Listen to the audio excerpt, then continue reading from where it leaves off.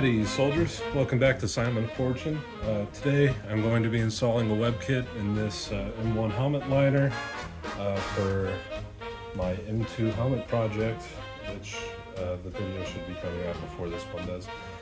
So first, we have these snaps for the chin strap that need to go in first.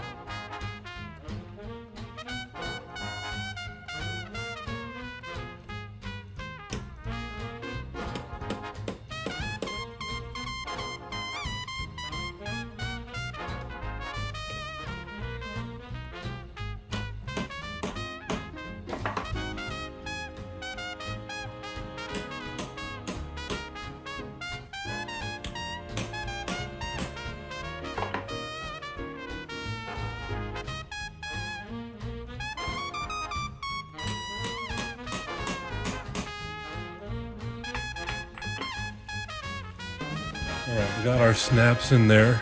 A little ugly, but I mean, that's kind of the best I can do with the tools I got. So next, I'll throw in the neck band here. We got a bit of a complex operation we need to do, because since this is an airborne liner, we will need to nail in a lot of stuff partially, and then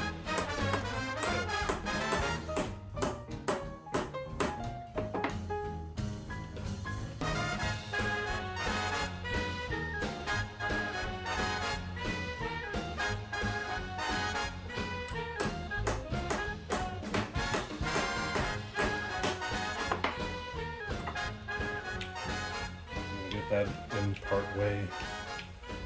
And then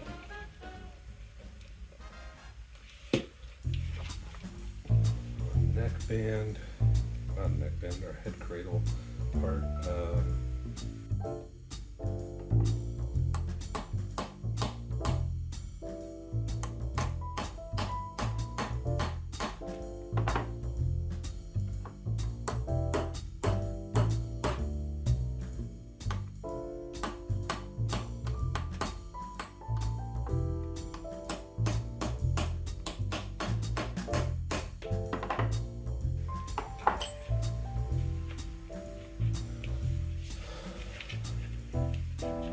So now we're going to be doing the A yokes, which go on this second rivet here.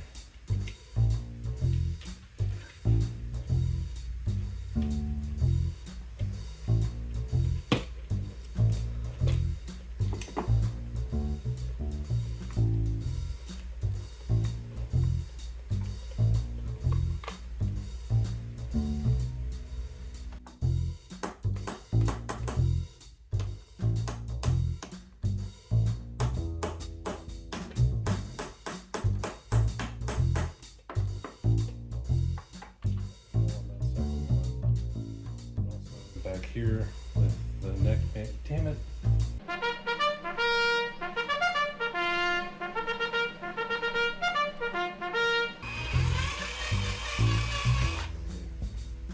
This is the actual correct direction. Smooth move, Mr. Brown.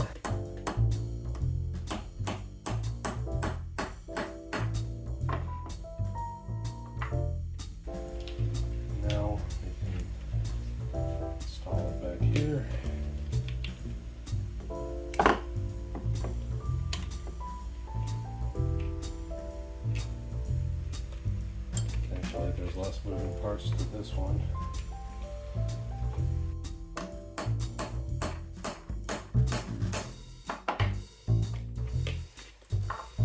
Alright, we have our first A yoke in the correct direction this time. Go ahead and do this one, since we can't screw this one up.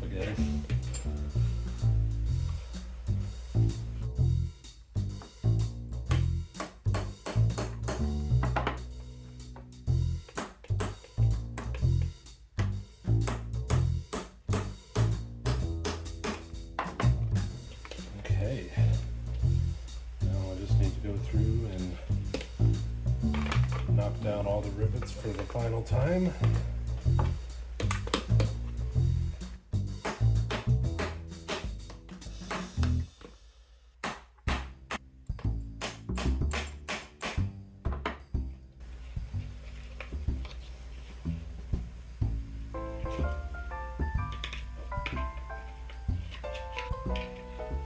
Okay, a couple of ugly rivets, but there we go.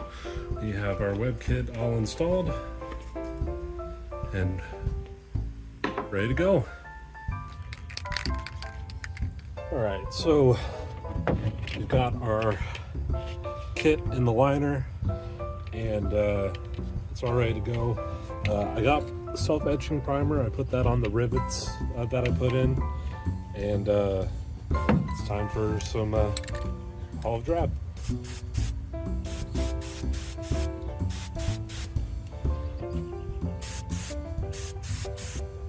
Need to paint the underside of the rivets first to make sure that they have even coverage, just like on cork.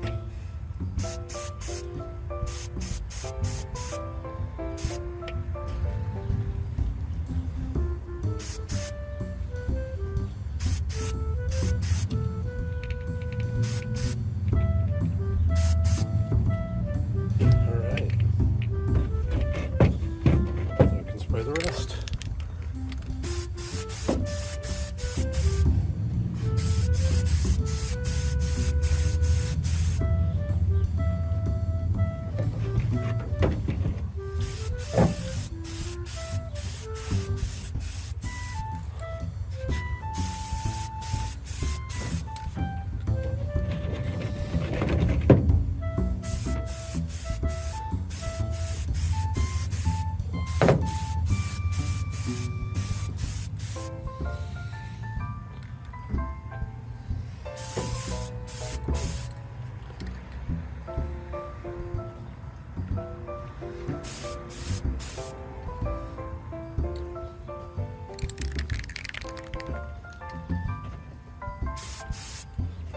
I'll let this flash off for just a minute, give it another coat, and take it back inside and let it dry.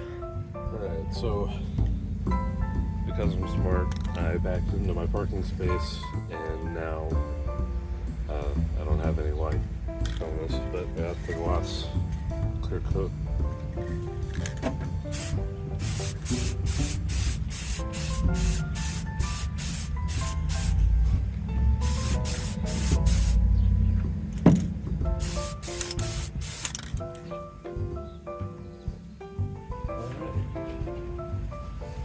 So there we have a glossy liner. Gonna let that cure for just a minute and apply another coat, and that should be it. And here we have the finished liner. Just a little bit of paint rubbed off on this rivet, but other than that, it's good to go. There's the inside. I got the yokes tucked up right now just because I don't have the chin cup in it.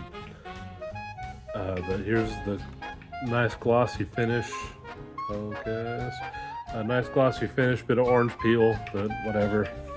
One thing I didn't get on camera is I put my last name on the back of it just because I thought it looked cool, and it absolutely does.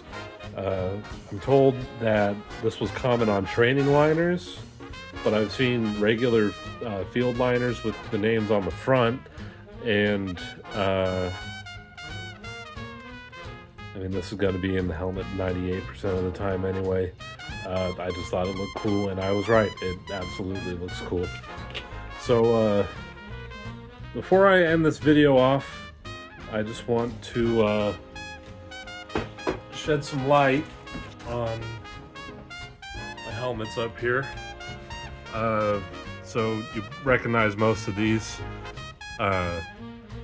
This one has not been in a video, and neither is this. I restored these at the same time. Me and, well, at the time, my fiance, but now she's my wife.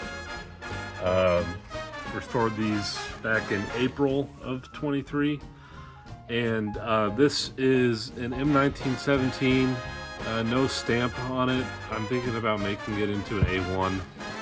And this is a rear seam Schluter, and this is painted to Korea spec. It's got sand finish, OD319, and obviously it's an MP helmet. So it's got a cousin over here that's actually from Korea, but it needs a brother that's from World War II that is painted in World War II spec. So if you know where I can find a rear seam McCord from World War II for a reasonable price, please let me know, because I would be very interested in restoring one for one of these videos so I can highlight the differences over the years with M1 helmets. So if you like this, remember to like, share, subscribe, spread the word out about my channel, because my videos aren't doing as well as they used to, but I mean, that's okay. I do these videos for fun, not for views. So, if you liked it, just remember to like it and spread the word, and I will see you in the next one. Have a great rest of your night, soldiers.